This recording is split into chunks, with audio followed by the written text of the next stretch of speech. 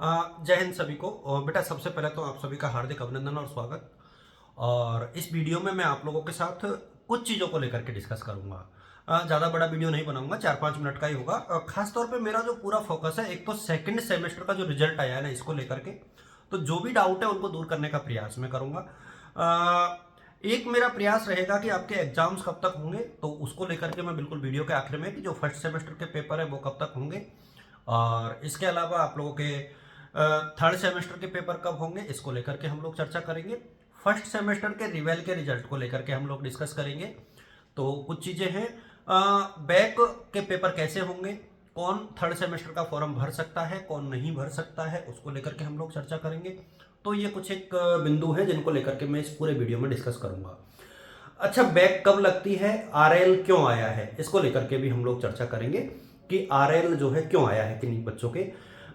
सबसे पहले तो जो बच्चे पास हो गए, देखिए जिन बच्चों के रिजल्ट में पास आया है उनको तो कोई दिक्कत है ही नहीं, वो लोग थर्ड सेमेस्टर का फॉर्म भर पाएंगे। और थर्ड सेमेस्टर के जो फॉर्म है वो मेरे हिसाब में 3 या 4 तारीख को, यानी मंडे या ट्यूसडे को शुरू हो जाएंगे। तो आप लोग उसके अकॉर्डिंग खुद को मानसिक तौर पे तैयार रखें। मैंने पहले भी कहा है, देखिए मैंने पहले भी कहा है बेटा कि आप लोगों के सेमेस्टर में 40% मार्क्स जरूरी है, 40% अंक लाना बेहद जरूरी है। यानी 100 नंबर का पेपर है तो 40, और 70 का पेपर है तो 28 नंबर लाना जरूरी है। जिस पेपर के सामने एफ लिखा हुआ है वो आपके बैक है, पहले तो आप ये समझ लो। जिस पेपर के सामने एफ लिखा हुआ है वो है आपकी बैक। आई थिंक ये आपके दिमाग में बैठ जाना चाहिए। दूसरा, देखिए मार्कशीट आपकी दोनों की आई है, फर्स्ट और सेकंड सेमेस्टर दोनों का है।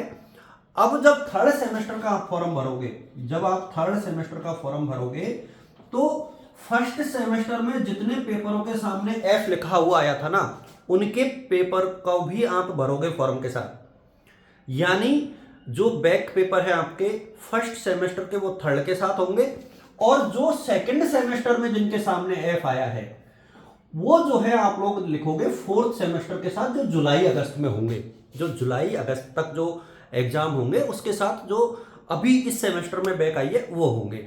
अच्छा, जिन बच्चों के फेल लिखा हुआ आया है या जिनके 4 पेपर, ध्यान रहे 4 पेपरों में जिन बच्चों के 4 पेपर जो है ओवरऑल ऐसे हैं जिनके सामने एफ लिखा है लेकिन उनके क्रेडिट 50% है, या मोर देन 40% है, 40% से ज्यादा है, वो लोग थर्ड सेमेस्टर दे पाएंगे। जिनके 40% से कम है वो थर्ड सेमेस्टर नहीं दे पाएंगे। इस चीज को आप लोग ध्यान रखना।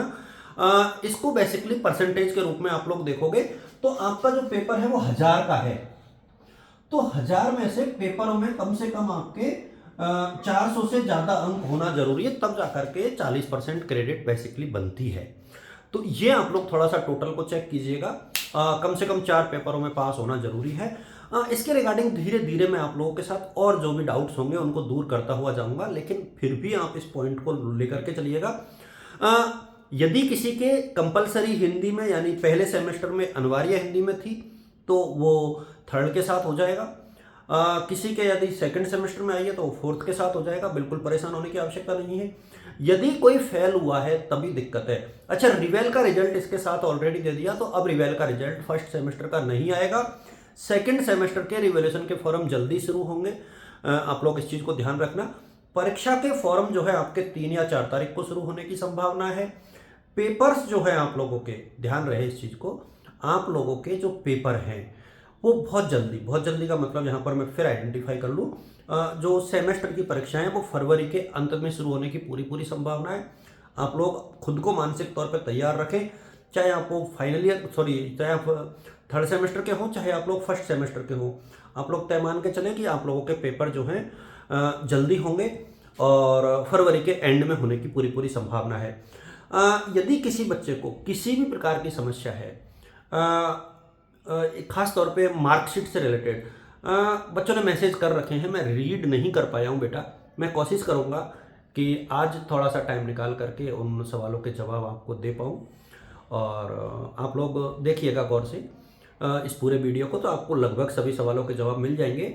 होम असाइनमेंट और मिड टर्म टेस्ट को लेकर के मैंने पहले भी बता दिया है, इस वीडियो में भी मैं आप लोग के साथ बता देता हूँ कि होम असाइनमेंट और मिड टर्म टेस्ट की स्थिति ये है हमारी कि जो फर्स्ट सेमेस्टर के होम असाइनमेंट है उसकी सूचना मैं आपको ग्रुप में साझा करूंगा। रेगुलर बच्चों के मिड टर्म और होम असाइनमेंट कॉलेज लेवल पर होंगे तो कॉलेज में आप लोग पता करके रखें। स्कूटी को लेकर के मैं हर वीडियो में चर्चा करता हूँ, इस वीडियो में भी मुझे आखिर में इसलिए चर्चा करनी पड़ रही है क्योंकि ज़्यादातर बच्चों के सवाल स्कूटी से रिलेटेड होते हैं। बेटा मैं आपको बता दूं कि अभी तक 23 चॉइस की स्कूटी मिल रही है, रेगुलर बेसिस पर मिल रही है। जैसे जैसे डॉक्यूमेंट्स आरटीओ से मिलकर के बन करके आ रहे हैं वो आप लोगों को मिल रही है। 2022-23 वाले बच्चों को लिए फरवरी में मेरे सामने कोई संभावना जरूर निकलेगी।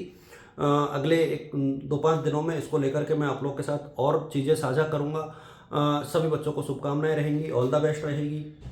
सप्लीमेंट्री की मार्कशीट जो है कॉलेजों में मेरे सामने 15 फरवरी के बाद आएगी। रिवेल की मार्कशीट आपके घर लगभग 1 महीना लग जाएगा, तो ये आप लोग नोट करके चलें। कुछ चीज़ें हैं जिनको लेकर के मैं बार बार आप लोग के साथ डिस्कस कर ही रहा हूँ। उम्मीद करता हूँ कि ये वीडियो आप लोग के लिए यूजफुल रहेगा और कोई भी डाउट हो तो आप लोग बीच बीच में पूछ ही सकते हो। और मेरा प्रयास रहेगा कि आज 9 बजे आप लोग एक बार देख लीजिएगा, 9 बजे मैं लाइव आकर के आपके सवालों के जवाब दूंगा। तो जो भी आपके सवाल होंगे उसे हम लोग 9 बजे पिक करेंगे। आप सभी को शुभकामनाएं, ऑल द बेस्ट और गुड लक। Thank you.